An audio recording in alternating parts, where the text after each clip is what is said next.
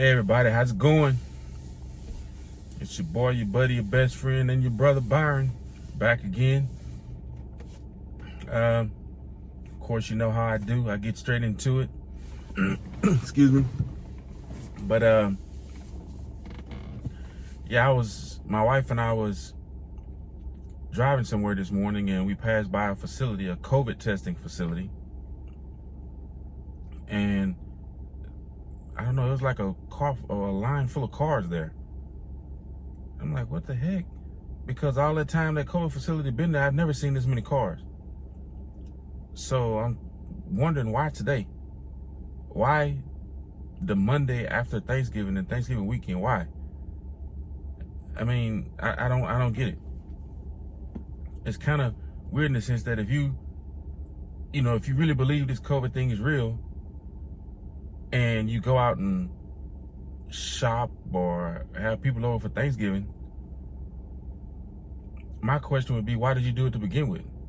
Why did you do all those, participate in those activities to begin with? Doesn't make sense. Me personally, as you've seen in other videos, I think it's not, COVID is not, what they say it is. It's not as deadly as they say it is. I just find it very strange. She's like, they're trying to put pressure on us. They're trying to put so much pressure on, we as people, or we the people. They're trying to put so much pressure on us that we'll be eager about getting and enthusiastic about getting the vaccine. They want us to get to the point where we're so tired of wearing masks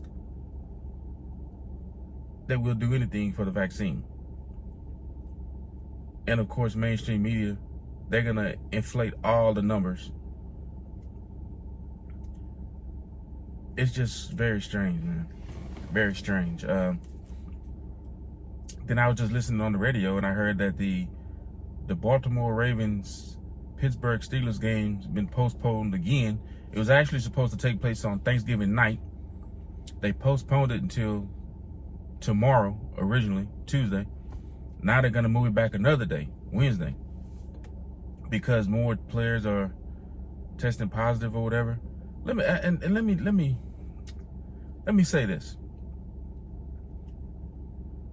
If you have players that don't think it's real,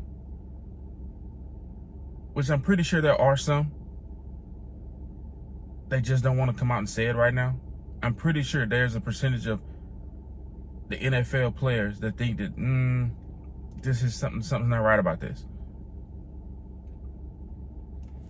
If not that means something's going on. Do you really think if this was real, if COVID was real, do you really think players would put themselves in jeopardy of missing games and maybe even being disciplined in some shape, form, or fashion for putting themselves in jeopardy? Do you really think players would really do that? I don't think so. I mean, I think that if it was real, I think there was a better chance of them doing that during the preseason. But in the middle of the season, I don't think so. Especially if you're on a team that's contending for a championship, that you're gonna be where you're gonna be in the playoffs. You're not gonna jeopardize your teammates. You're definitely not gonna jeopardize yourself. So, here's my question. How are these players continually testing positive? One thing I noticed too was a couple months ago that in the WNBA, no player tested positive. No player, staff member, anything tested positive in the WNBA. I heard that a couple months ago. So you mean they don't go out and shop and visit their family like everyone else? You mean every single person in the WNBA wears a mask and or gloves? Come on. I'm gonna tell you exactly what that is. No disrespect to the young ladies and the people in the players and the staffs in the WNBA, but let's be honest, the WNBA does not have the popularity. Not enough people watch the WNBA for them to get their quote unquote message across. They want to get the message across in the leagues that's very popular. NBA, NFL, Major League Baseball, you know, soccer leagues. That's what they want. Even in NCAA, college football, you hear all the stories about, you know, the big time universities in Alabama and all these other universities, people testing positive, you know, Florida. But yet you don't hear about these smaller universities because they're not popular enough. They can't, it's one thing about marketing. If any of you have done sales and marketing, if you want to market if you want to use someone or something to market your business or your agenda, you're gonna try your best to use the more famous or the more popular, right? You're not gonna use someone that's never been heard of or no one knows to market your business. In this situation, their business is lying about COVID. So they're gonna use the things that people watch on TV the most to lie about COVID. Like I said, about 3 or 4 videos back, I said it's basically it's like an old sales gimmick, just on more of a mass appeal, basically. I mean, that's exactly what it is.